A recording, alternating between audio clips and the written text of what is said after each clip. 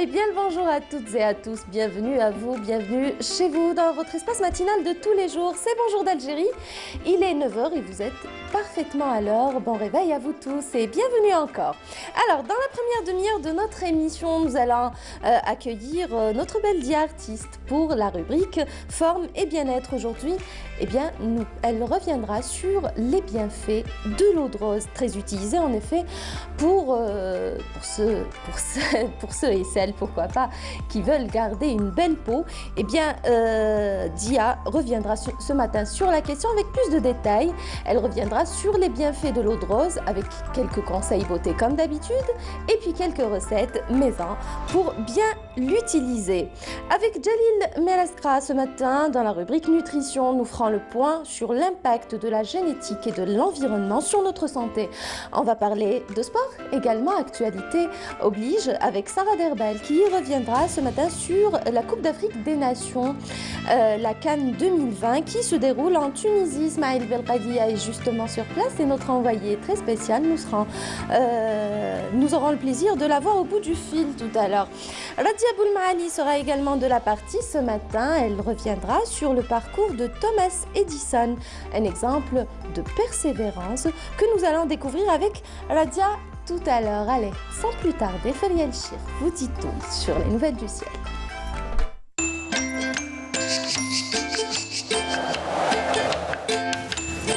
La météo vous est présentée par Mobilis. Mobilis, أينما كنتم. Bonjour Feriel. Bonjour Soumia. Quel plaisir. Un plaisir partagé. On n'a jamais partagé le plateau ensemble, donc c'est la première fois. Un plaisir de vous voir, Soumia. Merci, un plaisir partagé en tout cas, chère Feriel.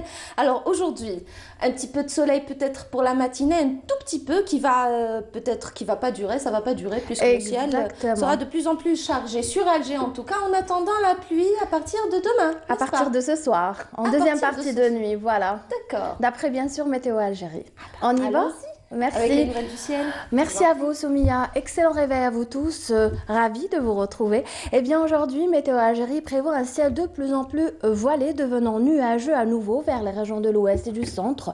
Le retour des pluies est prévu en soirée, en deuxième partie de nuit vers les régions côtières de l'ouest et du centre. À l'est en revanche, rien à signaler, le soleil s'imposera généreusement malgré la présence de quelques nuages bas qui lui feront de l'ombre. Beaucoup de brouillard aussi au lever du jour vers l'intérieur est. Sur la partie sud, rien à signaler excepté quelques nuages. Au nord Sahara, au sud des Oasis avec des soulaments de sable. Vers l'extrême sud, le Sahara central. Les températures prévues pour cet après-midi, elles restent de saison stables.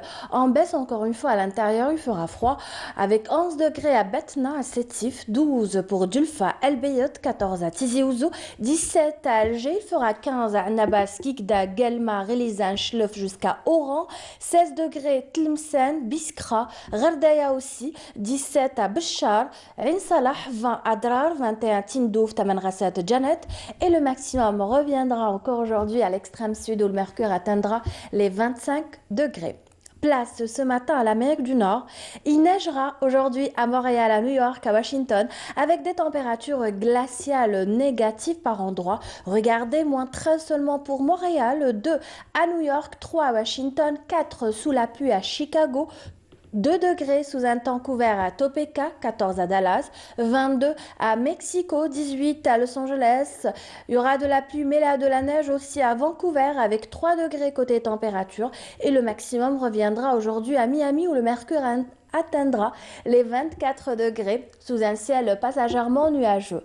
Voici à présent l'éphéméride. Aujourd'hui, le soleil se couchera à 17h56. Vous avez toujours le site de Météo Algérie, les 3 w.meteoalgérie.dz qui est mis à votre entière disposition. Merci pour votre présence. Excellente matinée encore une fois, agréable moment avec vous Soumia. À tout à l'heure pour notre voix du temps. Merci.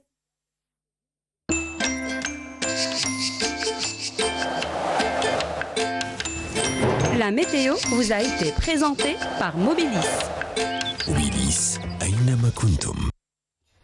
Ben voilà, merci beaucoup Feriel, en tout cas, c'était un plaisir. Alors, merci. Retour des pluies déjà, voilà. Ça c'est à retenir. Soleil au sud. Si vous voulez profiter du soleil, c'est la saison, en tout cas dans le sud, n'est-ce pas? Exactement, avec température agréable vers le sud. Voilà. Donc, pas un grand changement, excepté le retour de la pluie. Voilà. Excepté le retour de la pluie pour toute la semaine.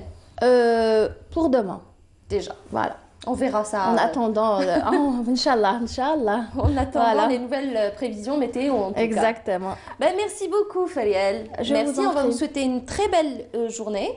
En tout cas, très bonne matinée et une très bonne journée à vous. Merci, à tout à l'heure. Merci pour votre présence également. Je vous en prie. À tout à l'heure. Donc à midi, prochain rendez-vous avec la météo. Donc allez, on continue en musique. Notre émission vient tout juste de commencer et nous vous proposons une chanson, une très belle chanson, histoire de vous aider à bien vous réveiller, amis téléspectateurs. Il s'agit de Qadr japonais avec le groupe Imzad. Ça s'intitule Amachal.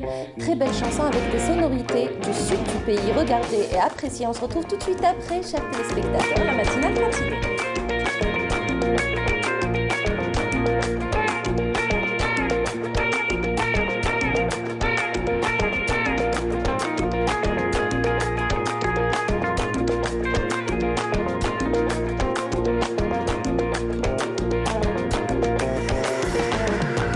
جاني بشار بالخافية ويحكي لي ما صار وقال لي يا اسمع لي وهاك دي الخبار. جاني بشار بالخافية ويحكي لي ما صار وقال لي يا اسمع لي وهاك دي الخبار. ايه في هكار نتلاقى وعلى طاسي لي غنى.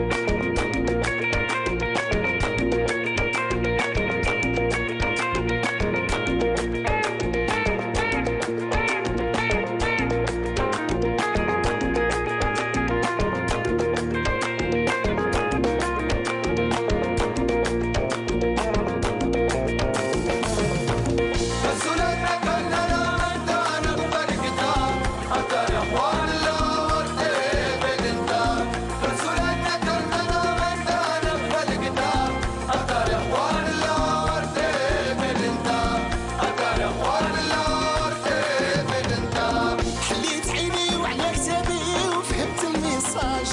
لا اله الا هو تعالم القدر. حليت عيني وعلى كتابي وفهمت الميساج. ولا اله الا هو عالم القدر. ايه في هكا نتلاقاو وعلى طاسي لي غناو.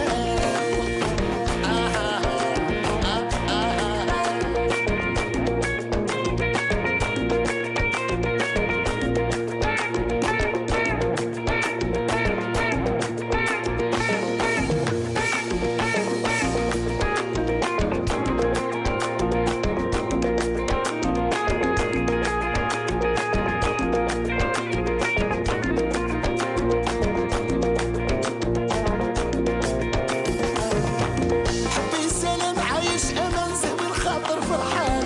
تانا ماذا بيا تاني كملت زانيان. حبي سلام عايش امان زهو الخاطر فرحان. تانا ماذا بيا تاني تكملت زانيان.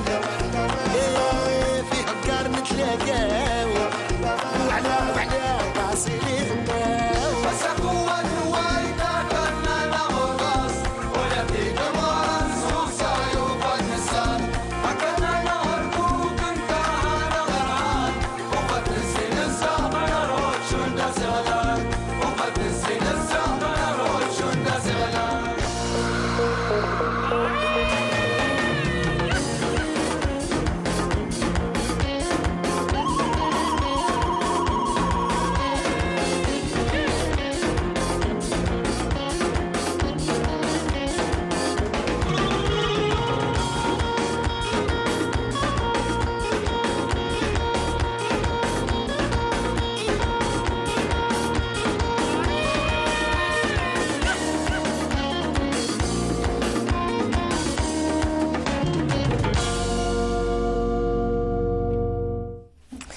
voilà, de retour sur le plateau de Bonjour d'Algérie. On accueille la première équipe du samedi matin. Il s'agit de Dia Artistes. Bonjour, comment ça va? Ça va, je vous remercie vous-même. Alhamdoulilah. Ça, c'est pour la rubrique donc forme et bien-être. Et puis, on accueille également Jalil Melasqa. Bonjour. Pour la rubrique nutrition.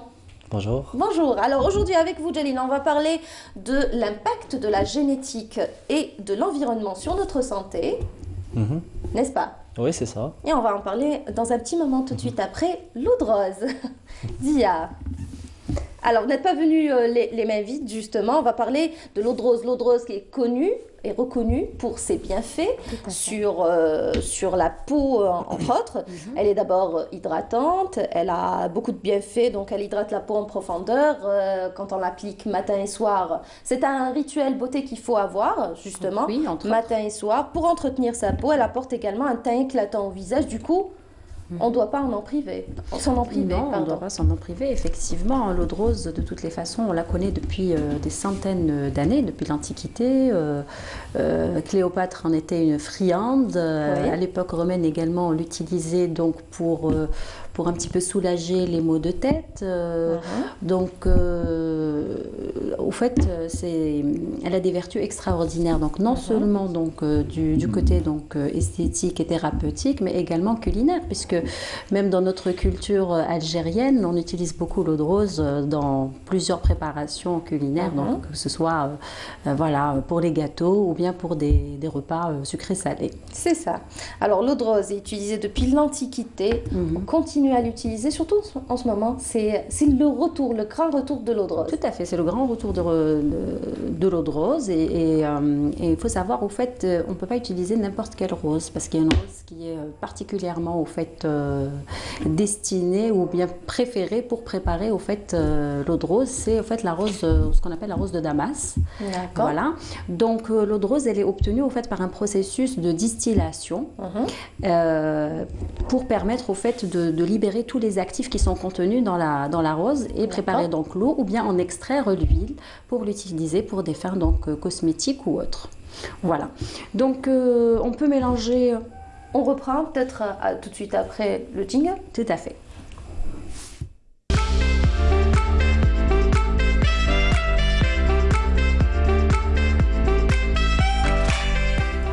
Voilà, on l'aurait compris, on va parler de bien-être à travers donc l'eau de rose et on continue. Elle nous permet de nous débarrasser des produits composés d'agents chimiques qu'on utilise tout le temps. Donc c'est une espèce de démaquillant également ou de lotion, donc comment on appelle ça? Tonique. Oui, un tonique, tout à fait, qu'on peut utiliser pour la peau. Qu'on peut utiliser tout de suite après donc, le démaquillant. Oui, tout à fait. Donc, elle a plusieurs, on peut l'utiliser de plusieurs manières. Donc, comme tu l'as juste mentionné, donc, pour nettoyer la peau, pourquoi? Parce qu'elle a des agents antibactériens qui vont tuer un peu les bactéries. Donc, idéalement, ça serait intéressant de nettoyer sa peau matin et soir. Ça va permettre un petit peu de nettoyer le visage, de lisser un peu le visage également. On l'utilise pour une hydratation, comme tu viens de le dire. Ça permet également l'utilisation régulière de l'eau de rose permet au fait d'affiner le grain. Ce qui est assez aussi intéressant, c'est qu'on peut toujours, comme on l'avait mentionné la fois passée pour la vitamine C, on peut toujours au fait incorporer quelques gouttes à notre crème du jour ou du soir. Voilà, et l'appliquer pour une hydratation complète. Parce qu'on dit que ça combat les rides efficacement, l'eau de rose aussi. Tout à fait, tout à fait. Au fait, ça combat, mais bon, après, il y a des études, c'est un petit peu controversé, mais bon, ça atténue, je dirais, l'apparition des rides. Pourquoi?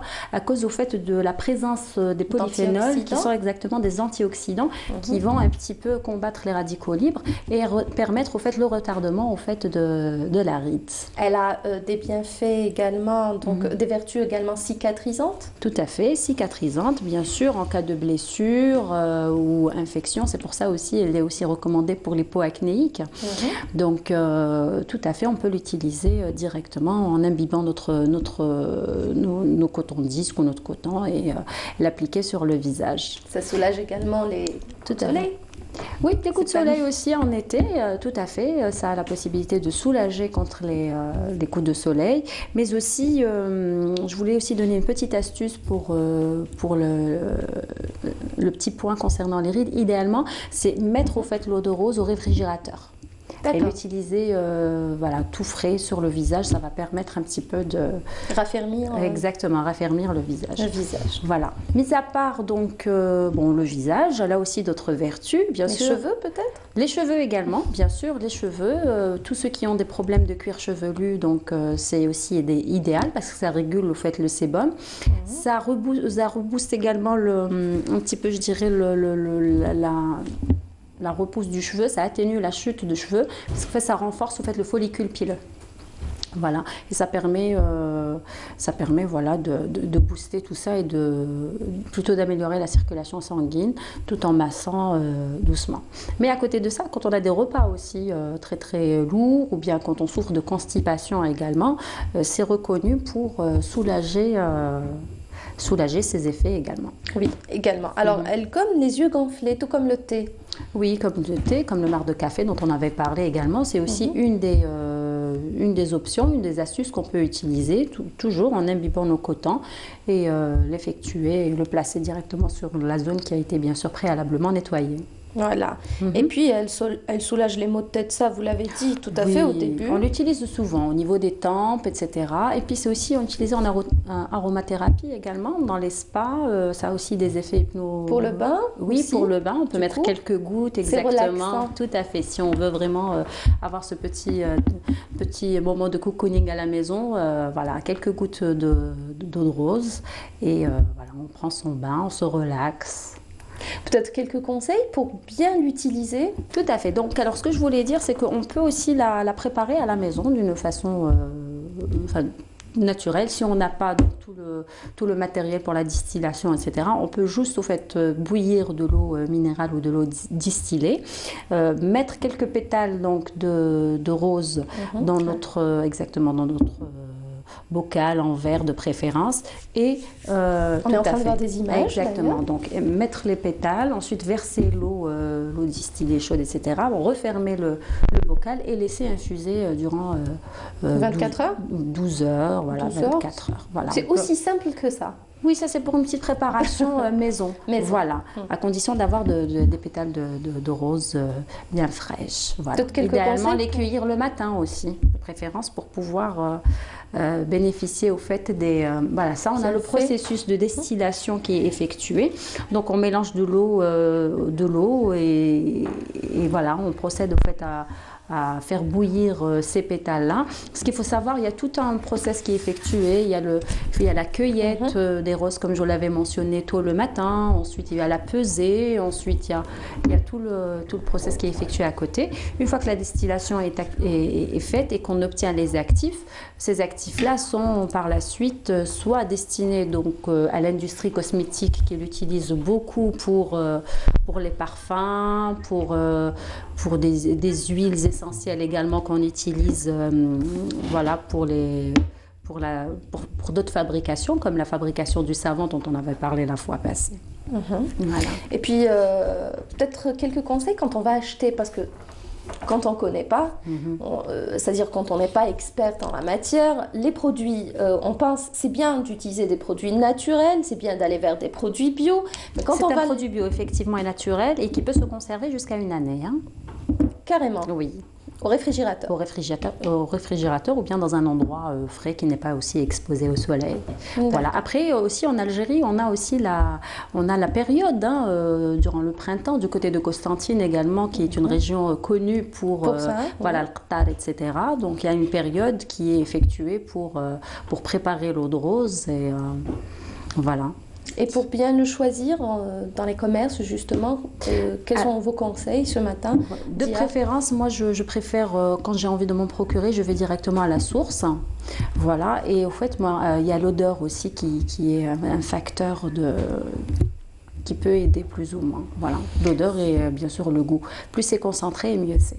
D'accord, à Blida aussi on en trouve beaucoup justement. Tout à fait. Surtout c'est la ville des au roses. printemps, oui. Tout à fait.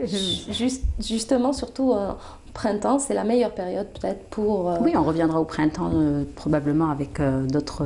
De toute façon, ça se conserve tout au long de l'année. Donc c'est un produit qu'on doit avoir pour chez les peaux soi. sensibles, ça soulage un petit peu les rougeurs, bien les sûr. irritations. Tout à fait, les irritations. C'est un antibactérien, il y a des antioxydants qui sont bons pour la peau. Donc ne pas s'en priver, même pour la digestion, hein, ça régule aussi la bile. Hein, donc c'est très bon. Voilà. Voilà, on a fini? Oui, je pense qu'on a fini. Bah, merci beaucoup. Merci à vous. Merci en tout cas, c'était fort intéressant. L'eau de rose, il faut pas s'en priver, vous l'avez dit. Il faut l'avoir à la maison, surtout que ça se conserve toute l'année. Il faut avoir ce rituel de penser à nettoyer en profondeur sa peau et l'hydrater en profondeur. C'est ce qu'apporte en premier lieu l'eau de rose. Donc c'est le Mawart, très connu chez nous. Rafraîchissant et puis qu'on peut trouver à la maison également. Donc c'est des choses qu'on a toujours dans le placard. Exactement. Oui. Ou son jardin. Pourquoi ne pas effectuer bien sûr préparer le printemps maintenant pour pouvoir en profiter au mois de mars-avril et préparer son eau de rose. Hein, et alors se protéger contre le soleil en été. Se protéger contre le soleil. Alors ça a de nombreux bienfaits, vous l'avez dit, donc sur la peau, sur les cheveux et même en cuisine. Donc voilà. Tout pour ne pas s'en priver, et pour en se tout relaxer cas. aussi. Et pour se relaxer. Bah voilà, la totale. Merci beaucoup, Dia. En tout cas, c'était fort intéressant. Merci beaucoup. À la semaine prochaine. À la semaine prochaine. Après, voilà. Il y a la saison de rose aussi. Oui. Je pense que c'est pas encore la saison de rose. C'est plutôt le printemps. Oui, c'est plutôt le printemps. C'est pour ça qu'on avait parlé de ça. Avec un plus grand bouquet. Oui, on aura tout le plateau décoré en rose. Donc on reviendra à l'eau de rose, peut-être petite piqûre de rappel au printemps. Préparer la décoration de ben voilà. printemps. Voilà. Merci en tout cas. Allez. On va suivre un reportage toujours sur les produits naturels. Les produits bio, c'est très tendance en ce moment. Alors, l'extraction de l'huile de lentisque, ça se passe à Tipaza, c'est dans la région de Bni Melled et c'est Feria El-Hamdi qui nous y emmène. Regardez. Le territoire de la commune de Mered est situé à environ 15 km au sud de Tipaza. Le village de Mered est érigé en commune par décret du 19 avril 1888 avec les douars Sahel et Bni Merrit. C'est une ville dite coloniale par son tracé et son architecture de type français. Elle est connue essentiellement pour son côté agricole. Mohamed et Nassera, un jeune couple diplômé en agriculture, nous emmène à la découverte d'un savoir-faire ancestral. أنا والمدام تاعي درنا ان ديبلوم في لاغرونومي بروتيكسيون دي فيجيتو درنا 3 ans من بعد درنا تربص في تربية النحل وزدنا تربص في ليكستراكسيون دي زويل ايسونسيال لي زويل فيجيتال. من بكري نحب الطبيعة فوالا نحب نخرج ما نحبش صديق لوربان لا فيل. باش نديروا لاكيات تاعنا نخرجوا كي تكون لا بلونت ديجا من الديا صديق تكون فيها لا روزي قبل ما تنشف. هذيك هي لاكيات تاع لي بلونت ميديسينال يكونوا على 8. بون عندنا دراري يروحوا يقراو ومن بعد حنا نوجدوا رواحنا نجيبوا الماتيريال تاعنا اللي نسحقوا ما نسحقوش ماتيريال بزاف. عندنا لو سيزو عندنا دي ساك هذو باش نعمروا فيهم لي بلونت تاعنا ونعاودوا نولوا le local تاعنا باش نديروا la distillation.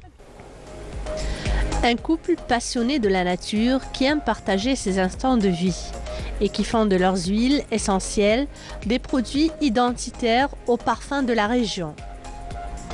لونتيسك بيستاشي هذه شجرة نصيبوها في لا ميديتيراني شجرة أربيست يعني ما تطلعش بزاف عندها فوائد بزاف نستعملوا من اليونانيين كانوا يستعملوها بزاف.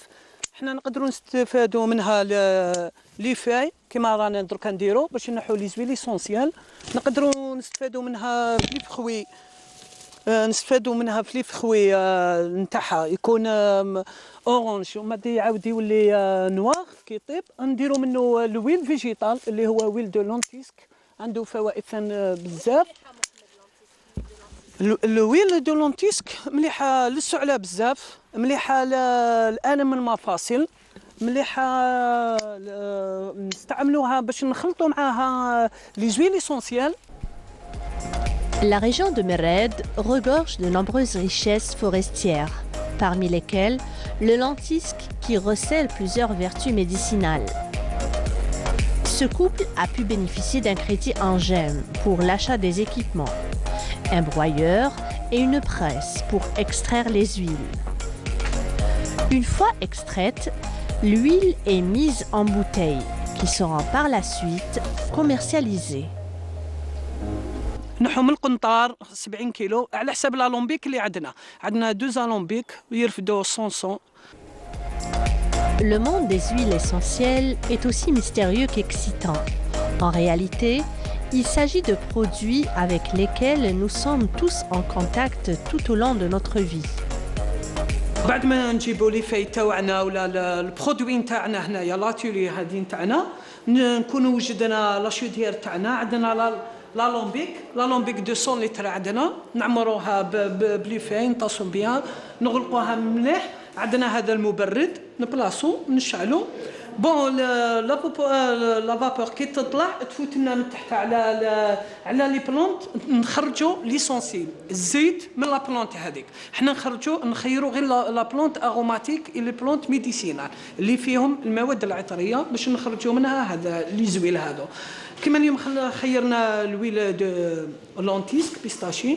بعد ما يفوت هنايا على المبرد كي يبرد لا فابور هذيك تبرد وتتكثف راح يخرج لنا هنايا دو برودوي. يخرج لنا ليدغولا بلس l'huile essentielle.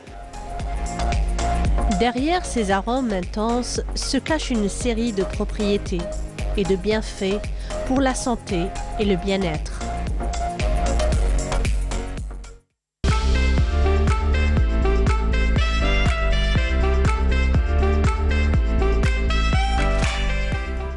Voilà, c'était donc le processus d'extraction de l'huile de lentisque au village Mered de Tipaza. Vous étiez en train de me dire que c'est le même principe avec l'eau de rose, donc Dia. Oui, enfin, le process un petit peu est similaire par rapport à l'extraction des actifs. Voilà, donc encore une fois, on revient à l'eau de rose et à son importance au quotidien. Tout à fait. Pour notre bien-être. Voilà. Et on va justement enchaîner avec Jalil. Avec Jalil, on va parler de notre santé, de notre bien-être toujours, mais d'une autre manière. On va parler de l'impact de la génétique et de l'environnement sur notre santé. Alors si l'environnement, Jalil, et le patrimoine génétique jouent un rôle essentiel donc pour notre santé, notre mode de vie, lui, peut influencer donc en bien ou en mal notre bien-être. Prendre soin de soi permet d'atteindre le meilleur potentiel de l'organisme, Jalil. Absolument, oui. Vous avez tout dit, je pense. Vous avez bien résumé en tout cas ce que je vais parler aujourd'hui. La question, effectivement, on parle de génétique, le déterminisme génétique, on peut appeler ça. C'est Darwin qui a parlé du déterminisme génétique. Et on ne peut nier plutôt donc ce facteur-là qui est l'hérédité. On hérite des gènes de nos parents, nos grands-parents, des générations précédentes. Et quand on parle d'expression génétique, on parle généralement de pathologie, on peut parler aussi de morphotype, de physiologie humaine, ou même, en fait, on hérite et de la psychologie et de la physiologie de nos parents, donc c'est les deux. Et quand on parle d'hygiène de vie, donc il y a ces facteurs-là d'hygiène de vie, on en reparle souvent, c'est l'activité physique sportive, le sommeil, donc la gestion du stress. Le sommeil, ça va de soi. L'alimentation, donc de quoi est fait notre quotidien sur le plan nutritionnel. Donc avec tout ça, on peut justement donc pas changer l'expression génétique, mais changer notre mode de vie et puis éviter certaines pathologies. Voilà, on parle d'ailleurs d'épigénétique.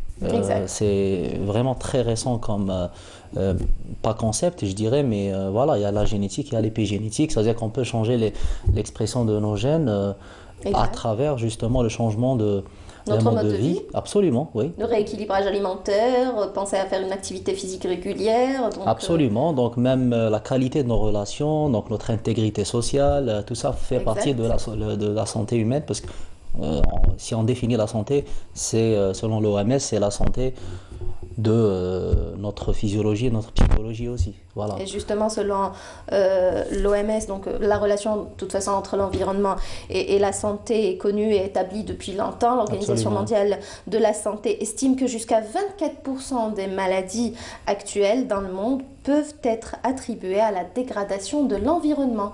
Oui.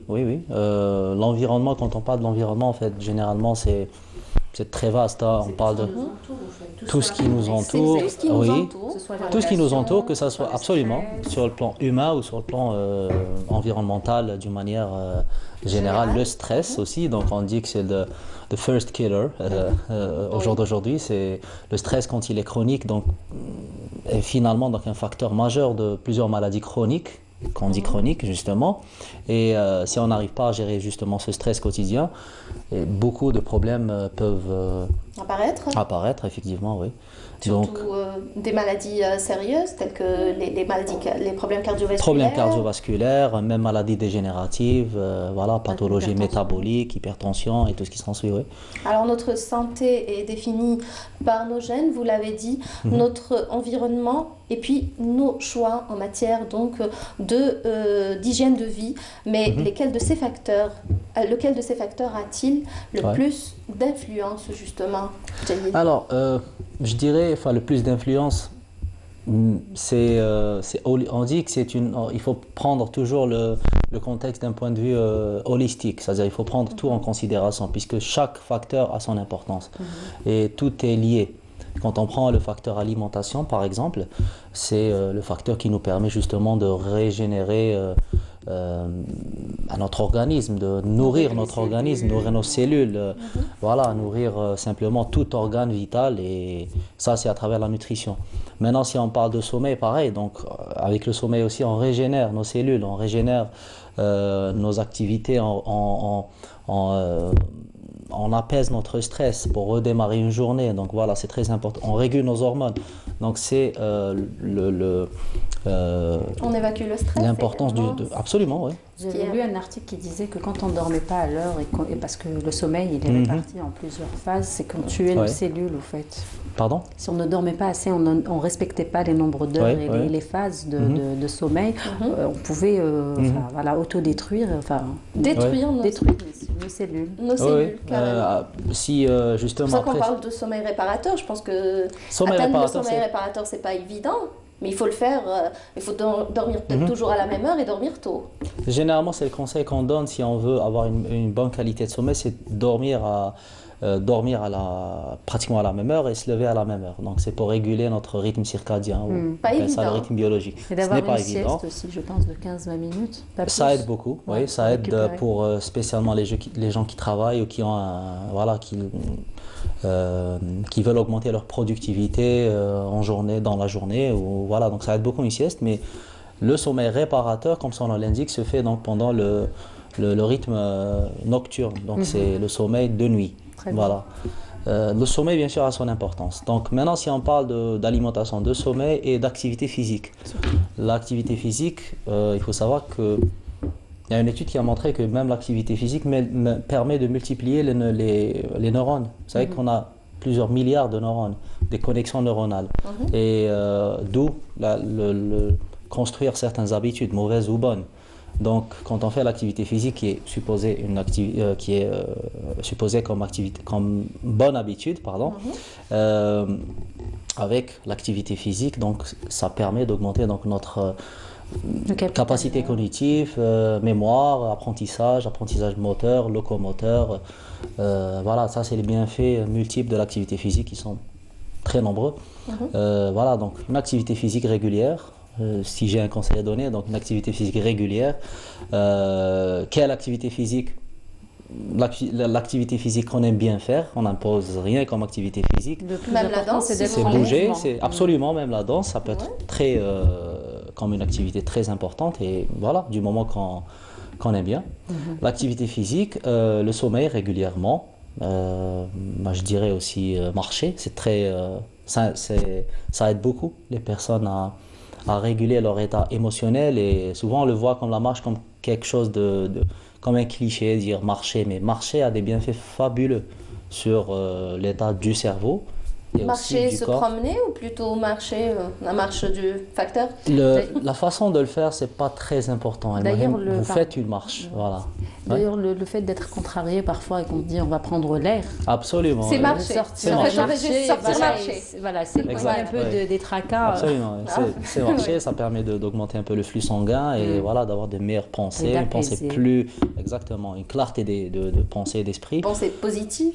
Positif en général, bien sûr, puisque marcher, c'est une activité, c'est bouger, l'être humain est fait pour bouger, justement, donc c'est loin d'être sédentaire un être humain à travers l'histoire, nos ancêtres, comme exemple, voilà.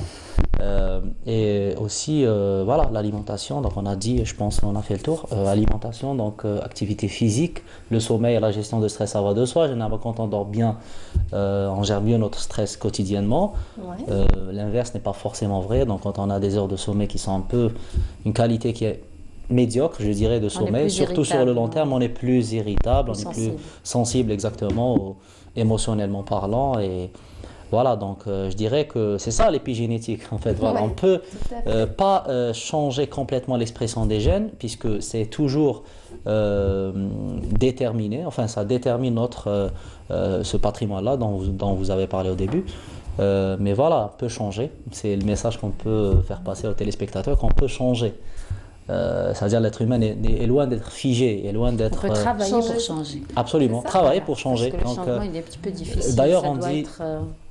C'est ça doit être constant et puis on parle d'un principe qui, on dit nourrir, c'est nurture, c'est-à-dire c'est nourrir quelque chose ou nature, c'est-à-dire cette génétique. On peut dire que c'est la nature ou le patrimoine génétique, c'est naturel, c'est ce qu'on hérite de nos parents. Tout ce qui est acquis. Ouais. Absolument, tout ce qui est acquis et le nurture, c'est nourrir, c'est cette épigénétique, c'est changer les facteurs d'hygiène de vie de manière générale. Donc les deux ont bien sûr leur importance et ont un rôle justement sur l'impact de la santé. Donc d'où le thème de cette émission, c'est l'impact de l'environnement et de la génétique sur la santé. Absolument. Donc il ne faut pas rester sur génétiquement il a ça ou il a cette maladie ou cette pathologie ou ce morphotype ou s'arrêter sur cette génétique. Non, il y a toujours matière à changer ça et puis avec bien sûr des limitations. On ne va pas dire que la génétique c'est tout, mais on ne va pas dire non plus que l'environnement représente tout. Donc les deux ont une part de... C'est un juste milieu, on va dire, si on prend ça comme ça, c'est un juste milieu. Et d'ailleurs, même si on parle d'athlètes sportifs ou des gens qui sont pas forcément d'athlètes sportifs, les artistes, il y a certains acteurs de cinéma, on dit qu'il est talentueux, qu'il est né talentueux. Non, le talent, il l'a nourri à travers... Absolument, il a déjà une prédisposition. Ça passe aussi par il y a une prédisposition. Nous sommes en train de voir une affiche. Ça, c'est une formation que j'organise prochainement. Voilà, donc c'est une nouveauté, on peut dire c'est une exclusivité en Algérie. Donc on va faire une initiation, enfin c'est une formation d'initiation au sport musculation, absolument. Les sports de résistance d'une manière générale et la musculation particulièrement. Et voilà, donc ça va être fait au mois de mars, Inch'Allah. Au mois de mars. Voilà, c'est un exercice qu'on a déjà commencé l'année passée et là on est en train de relancer ça en 2020 avec un contenu beaucoup plus actualisé et voilà, donc le but en fait c'est d'augmenter les standards et d'éduquer de plus en plus de personnes dans ces deux domaines, à savoir la nutrition sportive et donc la musculation.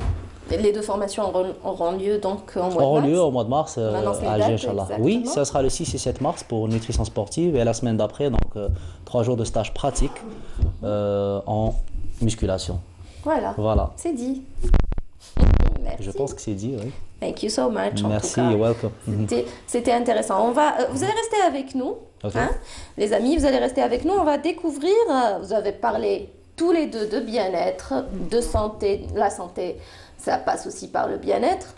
Préserver sa santé, c'est aussi faire tout pour justement se relaxer. Vous avez parlé de sport, vous avez parlé d'eau de rose lors du bain. On va parler de spa justement. Super. Alors, après le spa s'impose quelquefois et tout le monde connaît les bienfaits que ça a sur notre santé, sur notre bien-être. Le moment peut-être de le découvrir ou de le redécouvrir ensemble avec Maya Amrani. Regardez et appréciez.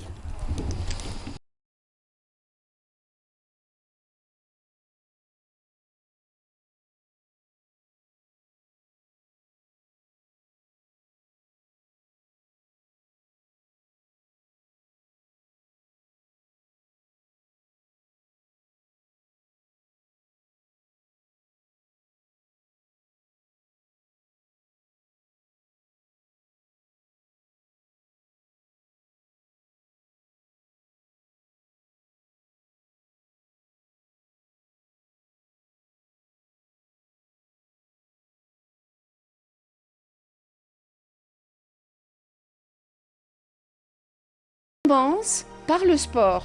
Fitness et musculation se complètent, dirigés bien sûr toujours par un coach. Et là, je suis actuellement sur le tapis. Hein? Vous avez plusieurs appareils, vous avez des haltères pour travailler tous les muscles du corps, quoi. Alors vous, que vous apporte le sport? Ben moi, il me ramène de la santé, de l'équilibre physique, mental aussi. Le sport, c'est la santé, on le dit, non? Après le sport, passer un moment dans un sauna, c'est prendre place sur des gradins en bois, dans une cabine chauffée à 90 degrés, avec des galets ou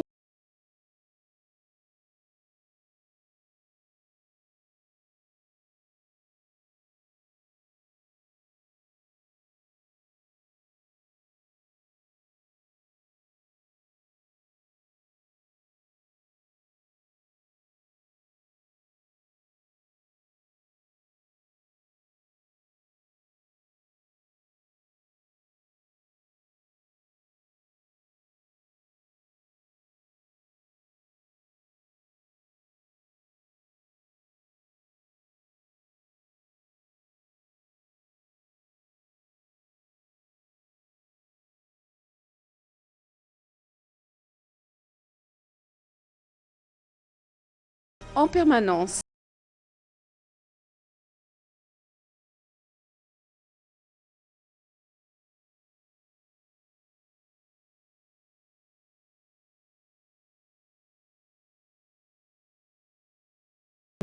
Donc elle est remontée pour se détendre, comme vous voyez maintenant, prendre santé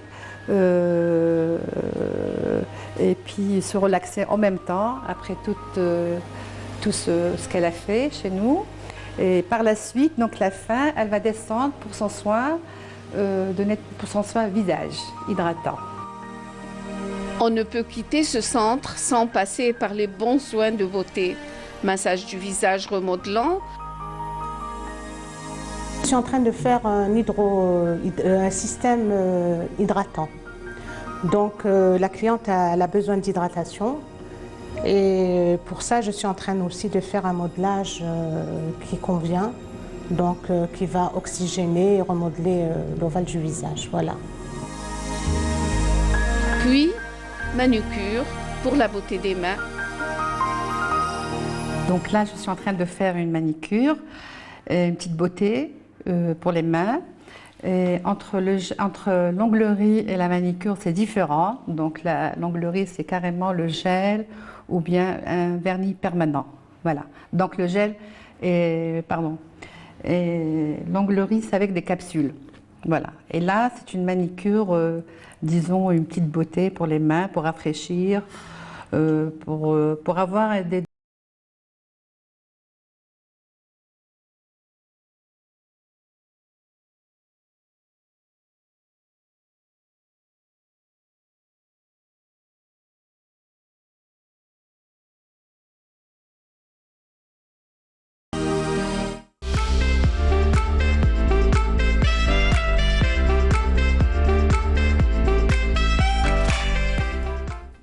Voilà, de retour sur le plateau de la matinale et Sarah Derbel nous rejoint à l'instant. Bonjour. Bonjour Sarah. Ça va? Ça va et vous? Alhamdoulilah, merci. Alors je l'avais annoncé, actualité oblige. Aujourd'hui on va parler de sport, on va parler de handball à travers donc, le championnat d'Afrique des Nations en 2020 qui se déroule en Tunisie.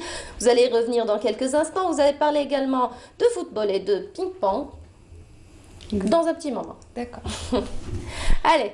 Vous vouliez justement, Jalil, parler après, enfin, on a apprécié le spa, on a parlé de bien-être, on a parlé de santé, mais ça, la santé, le bien-être, on la préserve à travers donc, la modification de notre style de vie, j'allais dire, de notre hygiène de vie. Et vous vouliez parler des facteurs, justement, facteurs d'hygiène de vie. Ah, oui, absolument. Donc, je voulais insister sur un facteur qui est très important et souvent négligé. Justement, on parle d'entourage. Donc, l'entourage positif, choisir avec qui passer son temps. Donc, c'est très important d'un point de vue. Choisir des amis amusants, oui, sympa et positif. Qui vous apportent du bonheur. Et les personnes toxiques ont un impact vraiment très néfaste sur la santé mentale, puisqu'on parle de bien-être et de santé, c'est ça. Oui, les ondes, on parle d'ondes négatives et c'est tout. Souvent, on dit arrête, tu me transmets ton stress. Absolument. Donc, c'est vrai, si on le dit, il y a un conscient qui est en train de. C'est stressant, c'est très important de s'entourer avec des gens positifs et d'utiliser parfois, donc c'est d'adopter des méthodes de spiritualité, faire de la méditation, respirer, c'est très important, donc d'apaiser ce stress-là et puis. Avec quelques huiles essentielles. Avec quelques huiles essentielles comme cerise sur le gâteau, absolument, oui. Et ça aide beaucoup. Donc le facteur là, mental et psychologique de bien-être, c'est ça, donc c'est un tout. Il n'y a pas que alimentation, bien dormir et manger bien, faire de l'activité physique, c'est un ensemble. Et voilà, donc pour être bien dans sa tête, donc s'entourer des gens qui vous supportent, qui vous aident et qui croient en vous. Qui vous apportent du bonheur. Absolument, qui vous tire vers le haut, hyper important. Ouais. Les ondes positives. Oui. Ça combat les ondes négatives, l'eau de rose? Oui, on l'utilise souvent pour la relaxation, c'est un hydrolate, donc c'est très frais, ça a les senteurs sont agréables, donc ça aide vraiment à apaiser. D'ailleurs, quand on a des maux de tête, etc., on effectue quelques gouttes sur les tempes et puis ça permet de se relaxer. Avec un massage? Oui, un petit massage au niveau des tempes, voilà. Ça sent bon en tout cas. Ça sent bon, oui. Je peux? Bien sûr. C'est loin. Carrément. Le bouquet pour moi. Le bouquet merci. de roses, voilà. Merci beaucoup. Mais même les pétales sentent bon. Oui, ça sent très bon, c'est vrai. Voilà, tu peux prendre tes pétales effectivement, comme on l'avait vu, et pour remettre ça ici, verser un peu d'eau, couvrir et laisser de l'eau chaude. De l'eau chaude, bien sûr, pour pouvoir. De l'eau distillée, mais chaude toujours? Toujours chaude, bouillie, bien sûr, parce que c'est la chaleur qui va faire en sorte de faire diffuser et de libérer ses actifs. Voilà. Après, l'activité physique, c'est très important. C'est pourquoi Sarah Derbel, on utilise beaucoup les roses aussi pour féliciter les gagnants et les... Ça sert à quelque chose dans le sport. Exactement. Alors Sarah, comment ça va? Ça va, merci. Ça va, je vous remercie. Alhamdoulilah. Alors, championnat d'Afrique des Nations masculin de handball, ça se passe donc en Tunisie. Ça a débuté le 15 janvier dernier. Ça se poursuivra jusqu'au 25 janvier prochain. Et c'est la 24e édition du championnat. On appelle ça la CAN également. Coupe d'Afrique des Nations. Coupe d'Afrique des Nations de handball, exactement. Alors, comment que ça se passe? Eh bien, ça se passe super bien pour notre équipe nationale. Ça démarre très bien pour les Verts. Super bien, puisqu'on a 2 victoires consécutives. On attend le 3e match qui se déroulera demain. Donc il y a une journée de repos aujourd'hui. Le match d'hier s'est terminé sur un score de 31-25 en faveur des Algériens. Et donc face au Congo. Face au Congo, exactement. Donc les Verts se sont qualifiés au prochain tour. Et on attend demain le prochain match pour voir si on continue avec les 9 points. Ou on verra demain. Mais la qualification est dans la poche. On rappelle aussi que la qualification, je voulais dire la sélection nationale de handball a facilement battu son homologue zambienne également. Avant, ça c'était avant-hier. Sur un très large score. Mais même hier, lors de la première journée, justement. Mais même le match d'hier, c'était quand même sur un score de 31-25. C'est un large écart. Donc, une bonne prestation pour notre équipe nationale. Donc belle victoire en tout cas pour les Verts. Exactement. Deuxième victoire consécutive. Et au programme donc demain, Maroc-Algérie. Maroc-Algérie. Dernier match de phase de poule. Voilà. Enfin de phase de groupe, exactement. Les Verts ont répondu présent en tout cas lors de ces deux matchs. Premier match pour bien entamer la CAN. 2 blessés déjà, mais je pense que le deuxième, c'est pas une grave blessure. Pour le premier, je pense qu'il sera remplacé. Oui. Mais quand même, il y a des blessés dans cette compétition. Mais ça démarre bien pour les Verts en tout cas. Tant qu'il y a le résultat. Tant qu'il y a du résultat, c'est tant mieux.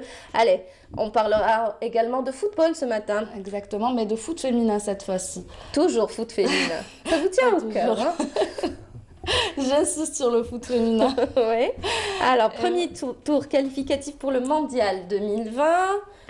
Voilà, donc les jeunes filles, enfin les U20, la sélection des U20, a entamé un stage de préparation du 12 au 14 janvier. Du 12 au 14 janvier pour ce match qualificatif face au Soudan du Sud qui se déroulera au Ouganda pour cette Coupe du Monde 2020. Et on vous laisse regarder ce sujet. Le sujet signé Sarah Derbal. Signé Sarah Derbal, allons-y. Faites des passes, suivez, on sort d'un, tu sors. Un dernier stage de préparation a été effectué par la sélection nationale féminine des moins de 20 ans, en prévision de sa confrontation face au Soudan du Sud dans le cadre du match aller du premier tour qualificatif du Mondial 2020 qui aura lieu au Costa Rica et au Panama.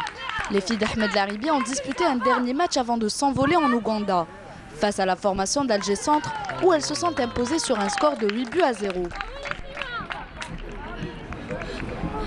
On va y aller pour gagner en tout cas, c'est clair. On a une équipe qui tient la route. Pour le moment, je vous dis, on a des chances de passer. Malgré qu'on ne connaît pas, on va étudier un petit peu ces 2 derniers jours, on va voir un peu ce qu'il en est de cette équipe du Soudan Sud. Et puis voilà, nous on est confiants vis-à-vis de notre équipe, de notre niveau aussi, qui commence quand même à être un peu, à s'élever un petit peu. ليفوليسيون تاع الفريق الوطني اليوم شفناها باللي سي لو بلون تكنيكمون رانا بيان سي لو بلون فيزيك دوك اللي هما المدربين اللي راه لاحظوا دوك عندنا سي لو بلون تاكتيك اللي رانا نخدموا عليه يخدموا عليه المدربين باش يعطونا كما يقول لك فرصه للتاهل ويعطونا كما يقول لك حافز معنوي لينا احنا للفرق باش نزيد نخدموا اكثر. Bien préparé. Les Benatais sont motivés. Déjà, elles sont motivées bien avant la coupe le tournoi تاع l'UNAF. دارت لهم بزاف l'encouragement. متحمسات. Du moment que c'est déjà dit que la coupe c'est un encouragement le Benat Hado. Après avoir réussi à garder le tournoi UNAF en Algérie, ces jeunes filles ambitionnent de réaliser un résultat positif. Ça s'est très bien déroulé, on a un groupe qui est complet, avec un staff qui nous fait confiance, donc ça se ressent sur le terrain. Après, il y a beaucoup de nouvelles, donc on essaye de travailler ensemble, on arrive à quand même produire du bon jeu, donc il n'y a que du positif. Aujourd'hui, on ressort avec une victoire, donc l'objectif c'est d'aller au Ouganda et de s'imposer et de passer justement. الحمد لله رانا واجدين وان شاء الله حنا كاع نديروا اللي علينا ونكونوا يد واحده ونفرحوا المنتخب الوطني وكاع الشعب الجزائري. Qu'on va faire un bon résultat à Ouganda contre le Soudan. On est prête, on est là, il y a de la cohésion. On est tous ensemble, on est déterminés et ça va bien se passer. Défendre les couleurs nationales est le seul objectif de ces Algériennes. Voilà, de retour sur le plateau de Bonjour d'Algérie. Donc, la sélection nationale démarre très bien et on l'avait annoncé sur les lieux en Tunisie. Et bien, notre envoyé très spécial est prêt pour cet insert téléphonique. Est-ce que Smaïl est là? Est-ce qu'il nous entend? Oui, bien sûr, je vous entends. Bonjour.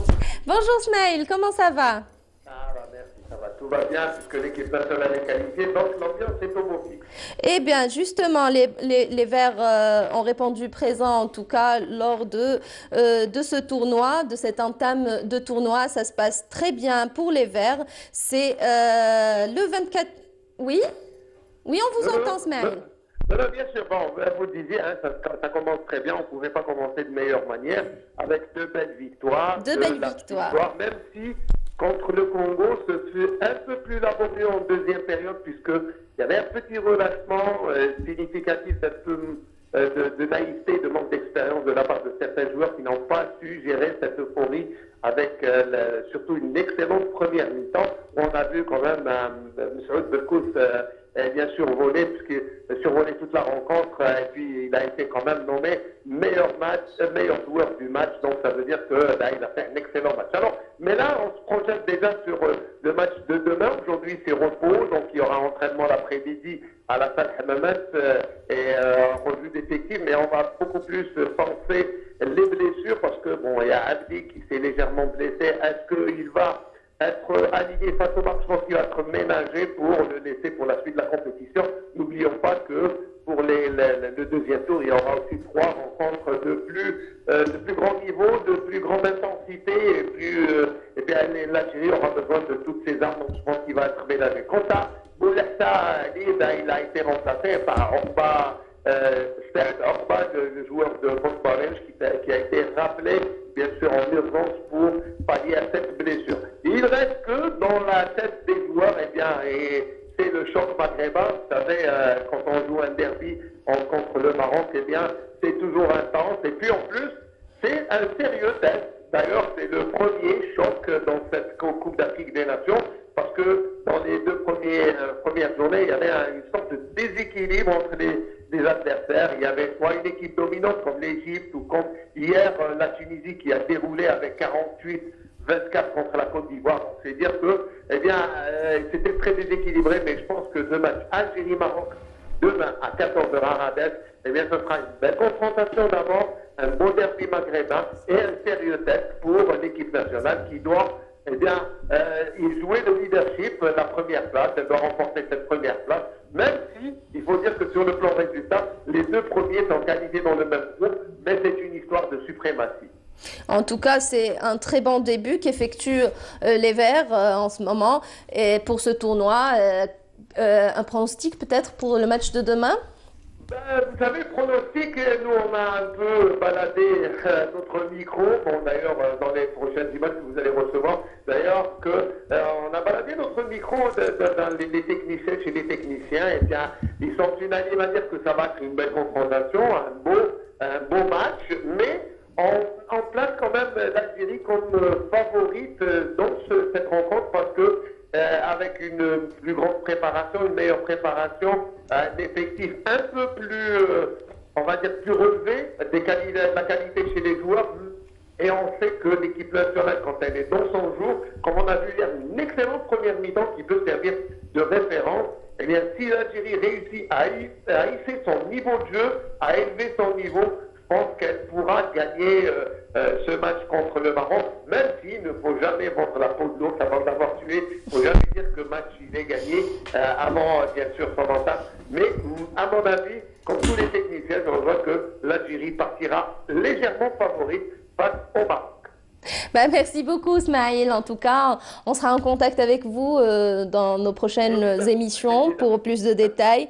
Merci en tout cas et bonne chance aux Verts. D'abord, bravo aux Verts et puis bonne chance à notre équipe nationale. Bien sûr. Merci beaucoup, Ismaël. Merci. Merci donc, à la prochaine. Alors, Sarah. En tout cas, belle victoire, Ismaël est très content. Oui, ça se voit en tout cas, ça s'entend. Ça s'entend en tout cas, ça se passe bien et c'est tant mieux. Et on a parlé donc de handball, on a parlé de football avec l'équipe féminine, la sélection féminine. Qui participera demain. On va juste rappeler que le match se jouera demain en Ouganda face au Soudan du Sud. Voilà, c'est dit. On parlera également de ping-pong ce matin. De ping-pong. Alors, première, oui. En tout cas, pour moi, c'est une première. J'ai jamais parlé de ça. Et c'est assez particulier. C'est un tournoi hommage à Didouche Morad. Exactement. Donc, c'est le club amateur d'El Moradia Rama a organisé un tournoi de ping-pong à l'occasion des festivités de la 65e année de la mort de Didouche Morad. La disparition. Voilà, donc 17 enfants entre 8 et 18 ans y ont pris part. Le Rama a été fondé en 1947 par Didouche Morat et compte 2500 adhérents. Donc on a vu des jeunes enfants participer à ce tournoi. C'est beau à voir quand même. Et le président du club Rama s'est exprimé au micro de Sid Ahmed Bouraïb. On écoute. L'objectif primordial, redynamiser le sport scolaire en sachant, bien entendu, que c'est le même élève qui va à l'école, au collégien, qui vient s'entraîner au niveau du Rama. Voilà. C'était tout pour aujourd'hui? Tout pour aujourd'hui. On a fini. En tout cas, le sport, ça permet de rester en forme, Jalil. Oui, On largement. l'a dit, on le redit. On le dit jamais assez. On dit jamais assez parce qu'on n'en fait pas assez, je crois. Oui, c'est ça. Voilà, au moins marcher. Oui, c'est vrai, souvent on voit ça comme une contrainte. C'est dur de faire du sport, hein? C'est Les premiers pas sont durs, je dirais, vers le sport. C'est les premiers pas qui sont durs. On est addict après, je pense. Absolument. Le sport pour les feignants. Sport pour feignants, oui. Ça existe maintenant, des appareils prometteurs pour perdre du poids. Tout en zappant à la télé. Hein. Voilà, au lieu que vous fassiez 2 heures de sport, vous allez le faire en 5 minutes. Voilà, Mais il faut pas faire du sport avec l'objectif de perdre du poids. Il faut faire du sport pour se sentir bien. Pour se sentir bien. Oui, ça dépend après des objectifs, encore une fois. Voilà, un objectif, c'est personnel. Mais on le fait aussi justement pour rester en forme. Perdre du poids, c'est aussi être en bonne santé en même temps. Ça peut être oui ou non, voilà, ça dépend comment on le fait, avec quelle approche. Est-ce que c'est plutôt sévère, est-ce que c'est plutôt draconien, est-ce que voilà, donc ça dépend comment on va approcher cette... C'est-à-dire même si on ne recherche pas le résultat, au fait, c'est pour la circulation sanguine, pour se sentir bien, pour étirer les muscles, parce que les vertèbres ont tendance à se tasser si on est assis, si on est... En fait, je pense que c'est plus pour ce...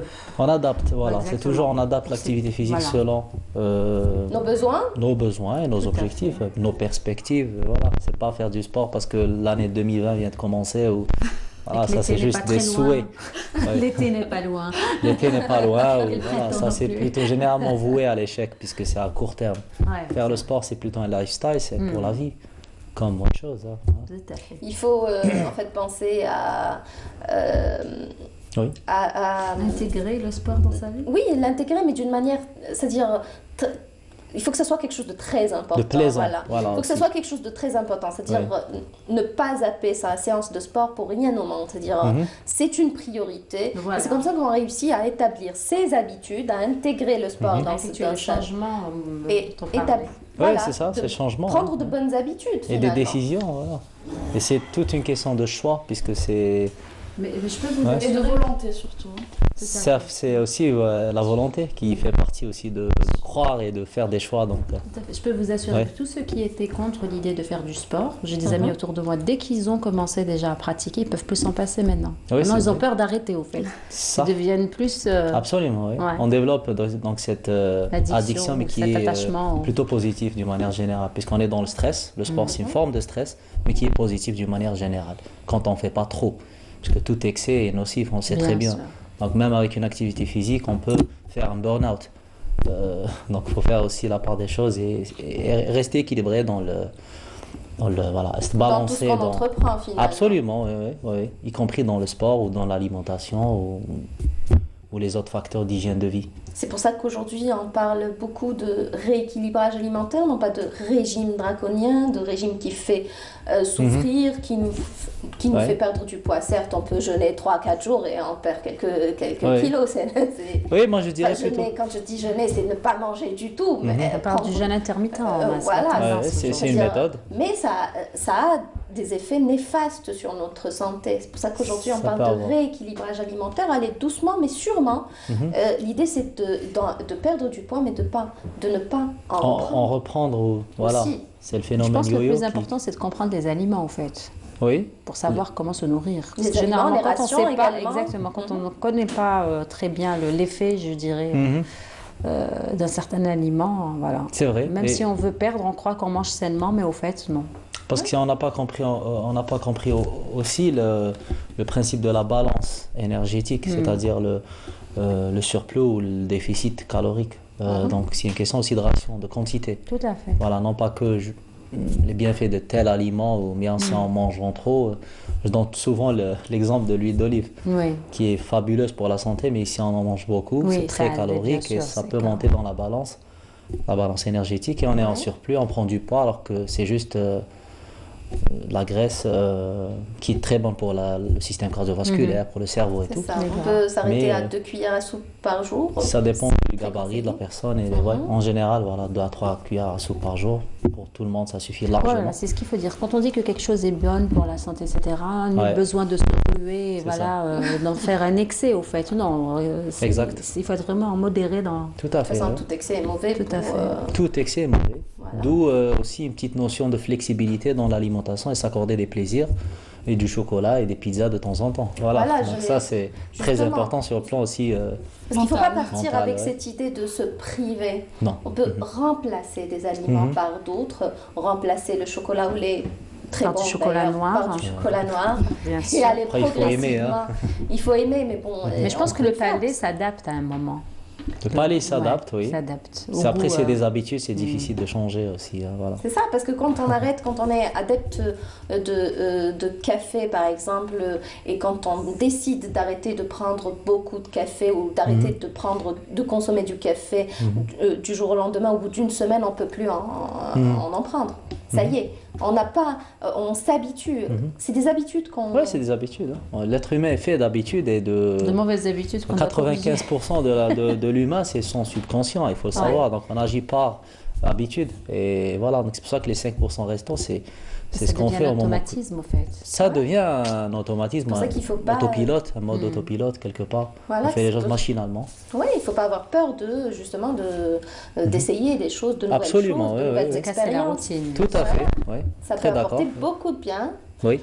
Pour notre santé. Et on va découvrir l'image du jour. L'image du jour, elle nous vient d'ici, de chez nous, d'Algérie. Et ça concerne donc les enfants de la Lune. Eh bien, il y a une mobilisation comme vous le voyez à l'image, donc des personnes âgées qui ont quitté les terrasses, les cafés, pour se mobiliser et récolter en collectant des bouchons pour une cause très noble, donc aider les enfants de la Lune. Voilà, donc très belle image en tout cas.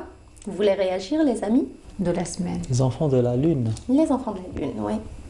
Donc ces personnes-là sont mobilisées justement pour aider les enfants de la Lune, c'est-à-dire à travers le mouvement associatif qui organise extraordinaire. Cela. Donc, voilà. C'est noble ce qu'ils font.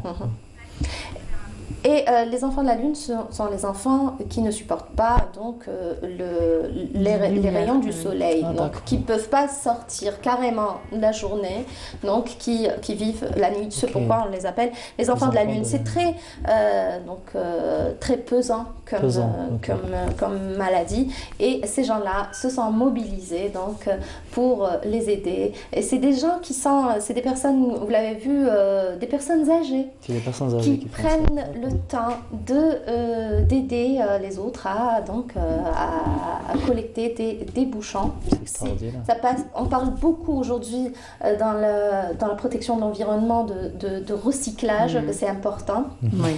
Donc, et c'est peut-être une des actions qui permet à la fois de recycler donc, des bouchons d'une pierre deux coups. Ça, c'est notre réalisateur qui le dit, je l'entends à la régie. Donc, il est en train de nous dire d'une pierre deux coups. Il a raison parce que en fait ça leur permet de faire du recyclage et de participer à cette belle action qui n'est autre que l'action entreprise à l'égard ou au profit des enfants de la Lune. Donc bravo en tout cas aux personnes qui participent à cette action. Voilà. Donc merci beaucoup, merci les amis. Merci. Merci pour votre présence aujourd'hui. Merci à vous. C'est gentil. C'était sympa en tout cas. Merci à vous. Merci. Dia, c'est toujours un plaisir. Merci également. Merci. Et Sarah, Merci. Merci beaucoup. On a parlé de sport et on continue d'en parler. Donc ça se poursuit jusqu'au 25 janvier. Et je vous invite, amis téléspectateurs, à suivre ce reportage. Et ça se passe à Oued Qouraish, au centre culturel Haroun Rachid, où se tient d'ailleurs le 2e concours national et la 3e exposition d'oiseaux d'élevage organisée par l'association ornithologique algéroise qui nous met plein la vue avec des espèces aussi rares que belles. Les amateurs et les éleveurs se réunissent, se sont rencontrés pour justement assister à cette exposition. Et c'est Lamia Bouddha qui nous y emmène. Regardez. Les oiseaux sont des animaux fascinants et bien souvent gracieux. Leur majestueuse posture et leur belle couleur attirent souvent la sympathie et le regard des amoureux. Au centre culturel Haroun Rachid, l'association ornithologique algéroise organise son 2e concours national et sa 3e exposition d'oiseaux d'élevage. J'ai demandé cette année qu'on note comme si on faisait un concours dans un concours mondial. Donc ça a été très sévère et malgré ça, on a dépassé les 130 médailles d'or. Ça c'est une fête. Les éleveurs d'oiseaux peuvent se rencontrer, se partager le savoir et partager les oiseaux, s'entraider, on peut les aider. Il y a des journées techniques qu'on fait durant toute l'année, des journées techniques théoriques, des journées techniques pratiques et surtout notre but 2e, c'est la protection de la faune. Ils sont près de 900 volatiles bagués et notés selon des normes internationales par 5 juges internationaux. Plusieurs éleveurs participent. Certains ont même été médaillés plusieurs fois. J'ai commencé très tôt, j'avais 7 ans à peu près, l'élevage du canari. Et cette année, j'ai participé au concours, c'est la première fois. J'ai eu 5 médailles d'or, une médaille en argent et une médaille en bronze. Ça devient une tradition de partager le podium avec des passionnés. Cette année, j'ai pointé, j'ai participé avec 5 oiseaux. J'ai eu deux médailles, une argent, une bronze. Une femelle qui a fait 93 points, c'est un exploit pour une femelle. Et un mâle qui a fait 93 points aussi, il a été 3e, classé 3e. Voilà, je suis très content, je suis très fier. Les 900 oiseaux appartiennent à 5 espèces différentes, à savoir les canaris de posture, les canaris de couleur, les oiseaux exotiques à bec droit, les oiseaux exotiques à bec crochu comme les perroquets et les oiseaux dits européens comme les chardonnerets, lesquels sont le thème principal d'une doctorante que nous avons rencontrée. Notre but, c'est de préserver l'espèce parce qu'elle est en voie de disparition. Je suis venue au sein de cette association pour qu'elle m'aide dans ma partie expérimentale. Déjà, on a le même objectif sur l'espèce elle-même. Donc, ils sont en train de la protéger. Donc, on m'a invité à venir à cet événement. Vous avez trouvé des éléments de réponse Oui, beaucoup. Les éleveurs, parlez-nous un peu de cette expérience. Beaucoup. J'ai trouvé beaucoup d'aide au sein de cette association. Les membres de l'association m'ont beaucoup aidé pour les informations déjà sur le chardonneret élégant et sur ma partie expérimentale que je suis en train de faire maintenant. Un événement qui a pour but de promouvoir l'élevage, la reproduction et la protection des oiseaux domestiques et sauvages.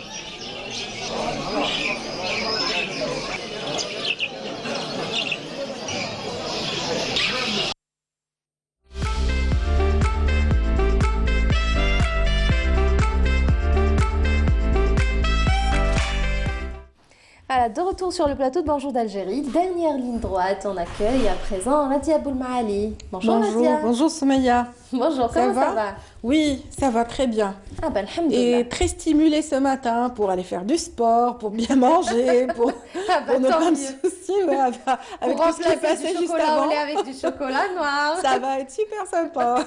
Je pense que cette semaine, on va partir sur une bonne base. Voilà, bonne résolution peut-être. Oui, de très bonnes résolutions, pour 2020, pourquoi pas. En tout cas, c'est encore le moment de penser à ces bonnes résolutions pour la nouvelle année, puisque la nouvelle année démarre. Oui. Voilà, et aujourd'hui, dans la rubrique, un nom, une histoire, vous avez choisi de nous parler de Thomas Edison, l'inventeur de la lampe électrique. Voilà, on va mettre toute la lumière sur l'inventeur de celui qui nous a justement offert cette lampe qui à incandescence qu'on utilise à nos jours. Lampe à vis parce qu'ils étaient deux. Il y en a un qui était vraiment en course avec Thomas Edison sur cette invention en particulier. Et bien sûr, il l'aura devancé de peu. Et c'est ainsi que, il sort une lampe avec vis. On va donner les détails tout à l'heure. On voit une photo déjà à l'écran tout de suite. On va le voir enfant, Thomas, qui va étonner le monde, qui fait partie des personnalités les plus influentes de l'histoire de l'humanité. Il est à la 35e place, justement, de ce classement. On le voit enfant, on voit plein de chiffres, un tableau derrière, et pourtant, il n'a pas fini ses études, le pauvre Thomas Edison. Oui, il quittera les bancs de l'école à l'âge de 7 ans. Et pour cause, oui, 7 ans. Que ça. Oui, lui qui venait d'une famille modeste, donc d'une fratrie de 7 enfants, un papa charpentier, une maman institutrice. Donc, il reçoit donc de la part de son instituteur. C'est une belle histoire, on va la raconter comme ça pour accrocher tout le monde au départ. Et puis après, on dira ce qu'il a pu inventer. En fait, on peut déjà dire qu'il a à son actif près de 1093 brevets. Vous vous imaginez, il a travaillé toute sa vie. Jusqu'à la fin de ses jours, il a continué à faire des recherches. Un exemple de persévérance en tout cas. De persévérance. Alors, Thomas Edison était donc considéré par son instituteur comme étant un élève agité. Élève perturbé, élève vraiment pas intelligent du tout, stupide à la limite. C'est comme ça qu'il le qualifiera sur une lettre qu'il enverra à ses parents. La mère reçoit cette lettre de la part de son petit, donc qui amène la missive de son prof. Oui. Donc elle l'ouvre, elle éclate en sanglots. Le petit ne comprend pas du haut de ses 7 ans. Il dit « Maman, qu'est-ce qui se passe ?» Elle lui dit « Voilà mon petit, tu es un génie. Et désormais, tu ne pourras pas aller à l'école parce qu'ils ne peuvent pas suivre ton élan. Et donc, c'est moi qui vais t'enseigner. » Et c'est ce qu'elle fait. Elle l'enseigne à son enfant, elle lui donne les bases. Mais dès son jeune âge, Thomas Edison s'est démarqué par étant un dévoreur de livres. Donc déjà, à l'âge de 10 ans, il dévorait les livres à un rythme incroyable. Et puis, qu'est-ce qu'il faisait? Donc, étant sorti de l'école, il fallait bien gagner des sous. Oui. Il va à la compagnie ferroviaire, il est engagé pour vendre des bonbons et des journaux au départ. Et de ses revenus, il achetait du matériel pour faire des essais, des tentatives. Donc un chimiste né. Voilà, sans école, sans université, sans rien du tout, autodidacte. Et donc, il avait par la suite accédé, comme il était intelligent, il s'est avéré finalement non pas stupide, mais intelligent. Incompris donc à l'école. Dans la compagnie ferroviaire, on lui accorde le droit d'être en laboratoire. Donc là, on le voit à un âge beaucoup plus avancé sur les photos, mais comme ça, du haut de ses 13 ans, à 10 ans, et déjà, il expérimentait des choses au niveau d'un petit wagon dans un train, voilà. À chaque escale, il avait le droit donc, de faire des petites expériences perso et tout. Et finalement, un jour, il provoque un petit accident. Un feu éclate dans ce wagon. Bon, il ne pourra plus poursuivre ses petites... Mais il continue de se cultiver en faisant des petits boulots, beaucoup de boulots, jusqu'à ce que, par la suite, il arrive à inventer quelque chose de très intéressant. Parce qu'il a été, en fait, parmi les boulots qu'il a exercés, les petits jobs comme ça qui lui ont permis de survivre, il a été télégraphiste. et il développe le télégraphe de fort belle manière. Il va créer en 1866 le télégraphe, le duplex d'abord. Donc, il réinvente un petit peu le télégraphe en donnant naissance au télégraphe duplex. Et puis après, en 69, donc naîtra le multiplex. Le multiplex va lui permettre de gagner beaucoup d'argent cette fois-ci. Ah, voilà, là c'est bon, hein, il est bien parti pour être... la grande invention. Ah oui, hein, parce qu'il va apprendre à commercialiser ses produits. Donc en 1870, il va vendre son télégraphe multiplex pour gérer carrément les cours de la bourse. Vous imaginez ce petit gamin qui arrive avec une petite invention. Et ben voilà, c'était Thomas Edison et c'est là qu'il inversera la vapeur par rapport à sa carrière. Il ira jusqu'à nous inventer, donc je le disais, 1093 projets qui serviront l'humanité. Mais on va parler des meilleurs, ceux qui ont marqué notre vie. Entre autres, le téléphone, après Graham Bell, il a modifié donc le téléphone. Tout à fait. Donc, d'abord, de tout ce qu'il a récolté de cette vente du télégraphe, il va créer d'abord son laboratoire et il va se mettre à faire ses propres recherches avec tous les moyens dont il a vraiment besoin. Et bien sûr, en mars 76, il est devancé par Graham Bell pour la création, pour l'invention du téléphone. C'est pour ça qu'on dit que Bell a inventé le téléphone, mais en fait, dans la version moderne du téléphone, avec un microphone, c'est lui qui l'aura créé, parce que dès qu'il apprend que Bell a breveté l'invention, alors qu'il était sur la même lancée, il va vite se mettre à la recherche, il va travailler, il va dormir uniquement 4 heures, vous imaginez. On racontait qu'il pouvait aller jusqu'à 72 heures à faire des recherches, et voilà, il aboutira à un téléphone qui va révolutionner donc l'histoire de l'humanité, puisqu'on pourra joindre donc nos connaissances et nos proches par le biais de cet outil ô combien précieux qui ne nous quittera jamais par la suite. Donc voilà ce qui est fait par rapport au téléphone. Et puis par la suite, donc de cette série de recherches qu'il aura entamées intensivement dans son laboratoire, naîtra aussi le phonographe. Voilà, on voit la première version du phonographe de Thomas Edison. Il faut dire que c'est sa surdité, parce qu'à 13 ans, il aura une maladie qui va réduire son audition de façon vraiment malheureuse ou malencontreuse. Et c'est peut-être ça qui le poussera à chercher des moyens, justement, de travailler autour du son. Et c'est ce qu'il fera avec le phonographe.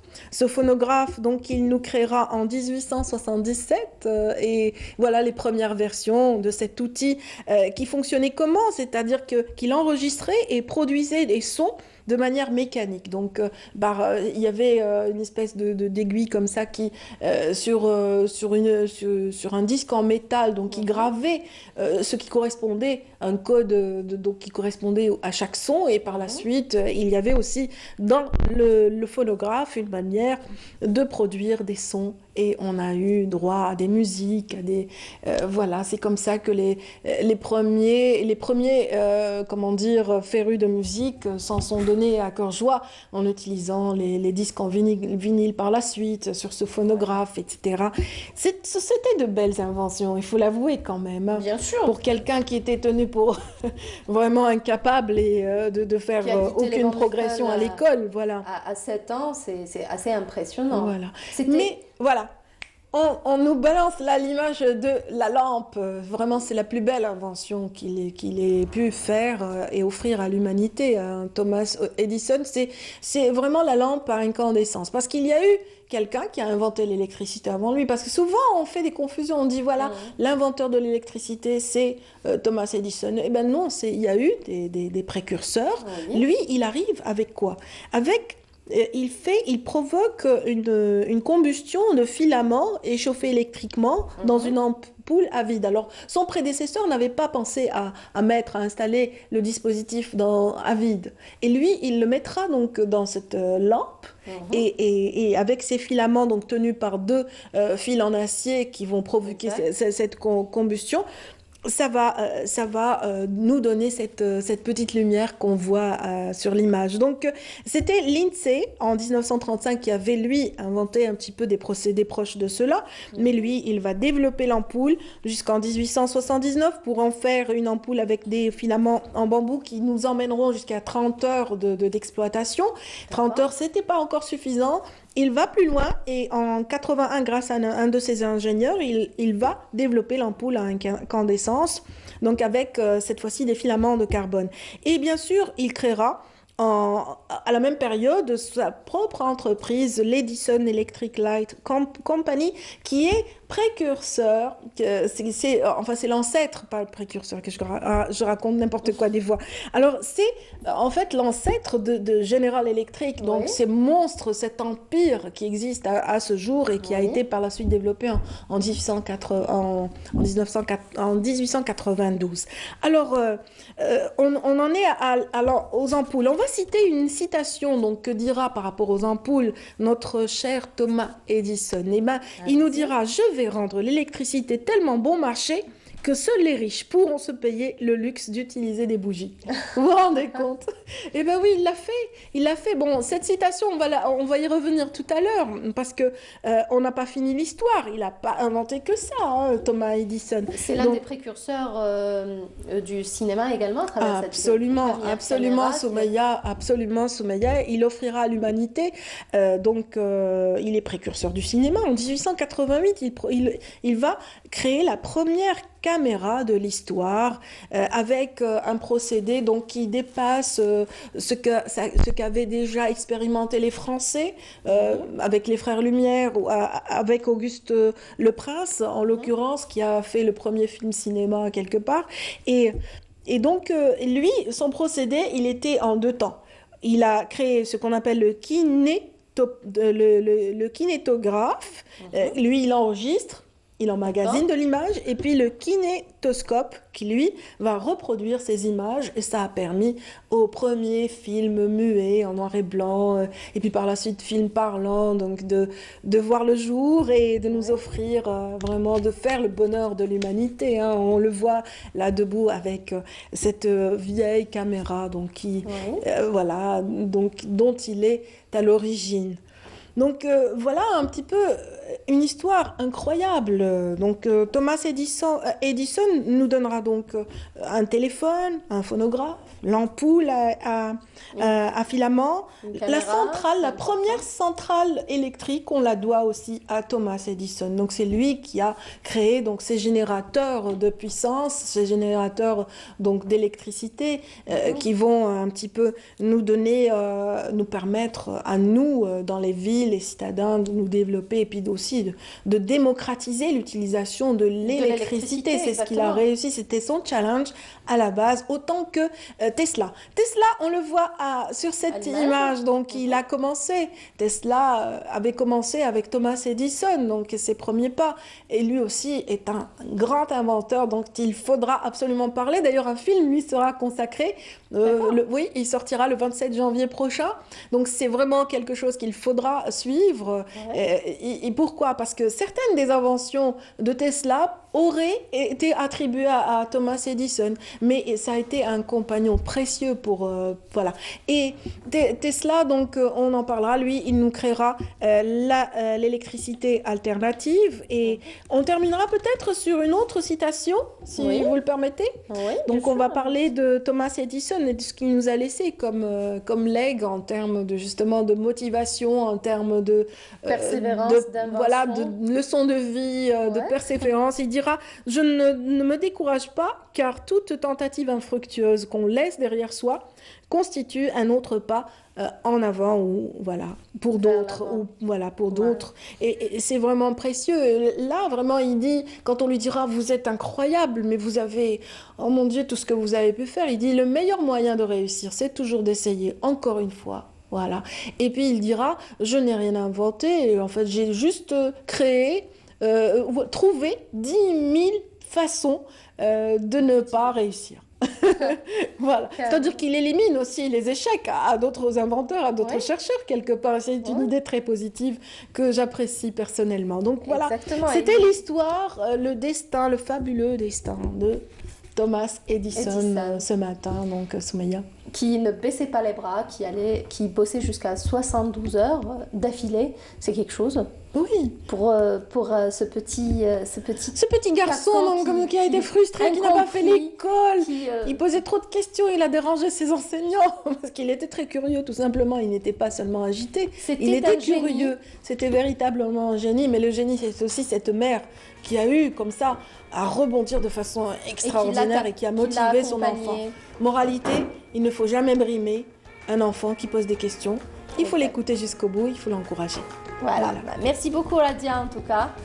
C'était un plaisir. Très intéressant. Plaisir partagé. Bonne journée. Merci, c'était fort intéressant en tout cas. Et la semaine prochaine, avec un autre nom. Un autre nom, ce sera probablement Tesla, je pense. Voilà. On va être dans la continuité. Voilà, merci beaucoup en tout cas Radia et merci à vous, amis téléspectateurs, de nous avoir prêté attention. J'aurai plaisir de vous retrouver donc la semaine prochaine, lundi et mardi prochain, Inch'Allah. D'ici là, prenez grand soin de vous et de ceux que vous aimez, et puis surtout, gardez le sourire. Salam.